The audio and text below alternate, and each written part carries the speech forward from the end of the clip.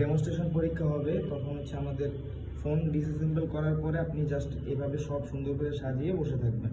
এরপরে হচ্ছে আপনাকে জিজ্ঞেস করবে, মানে অ্যাসেসর এসে আপনাকে জিজ্ঞেস করবে যে এখানে আপনার ফ্রন্ট পার্ট বা এ পার্ট কোনটা, তখন আপনি এটাকে দেখাবেন। তারপরে হচ্ছে আপনাকে জিজ্ঞেস করবে হাউজিং কোনটা, তখন আপনি এই পার্টটাকে দেখাবেন, কারণ এটা হচ্ছে আমাদের হাউজিং, আমাদের সার্কিট বোর্ডটা জাস্ট এটার উপরে বসে থাকে, ঠিক আছে। তো এরপরে হচ্ছে আপনাকে জিজ্ঞেস করবে যে ফোনের ব্যাক পার্ট কোনটা, তখন আপনি ফ্রি পার্ট অথবা ব্যাক পার্ট হিসেবে এটাকে দেখাবেন। আর এটা হচ্ছে আমাদের মেইন মাদারবোর্ড। মেইন মাদারবোর্ডে যখন আপনি যাবেন, এর আগে আপনাকে কিছু আইসি কম্পোনেন্ট জিজ্ঞেস করবে, যেগুলো আমরা মোটামুটি জানি। এরপর আপনাকে জিজ্ঞেস করতে পারে যে ডোম প্যাড অথবা ডোম শিট কোনটা, এটা হচ্ছে আমাদের ডোম প্যাড অথবা ডোম শিট, ঠিক আছে। এরপরে হচ্ছে এলইডি লাইট আপনাকে জ্বালাতে বলবে।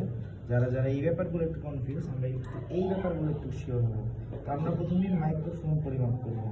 মাইক্রোফোন আমরা পরিমাপ করবো সবসময় ওহম মোডে, ঠিক আছে।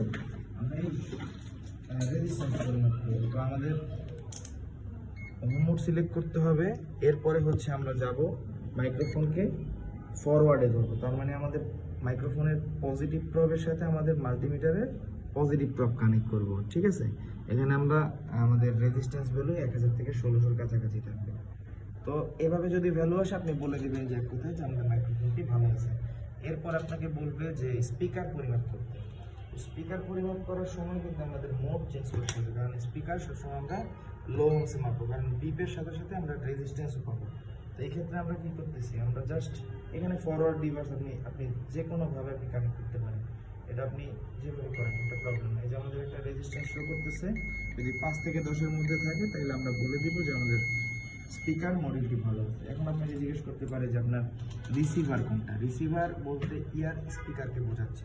তো এইটাই হচ্ছে আমাদের রিসিভার, এটাই হচ্ছে আমাদের লাউড স্পিকার, এটাই হচ্ছে আমাদের রিঙ্গার, মানে সব স্পিকার রিলেটেড যা আছে সব হচ্ছে আমাদের এটা।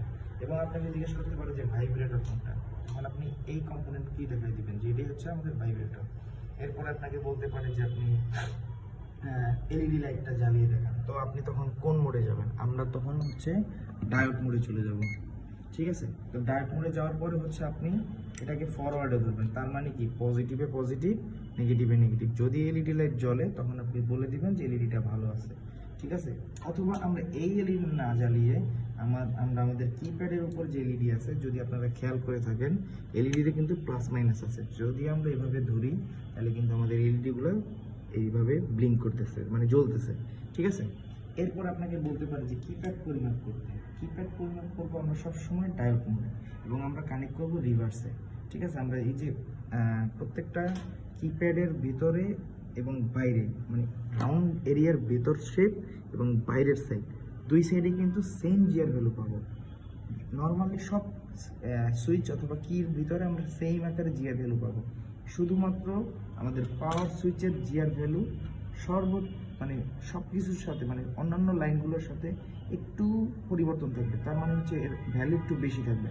এবং এই পাশে ভ্যালু বেশি থাকবে মানে মাঝখানের এরিয়ায়, এবং সাইডের যে মানে গ্রাউন্ড আমরা পাবো হচ্ছে সাইড এরিয়ায়।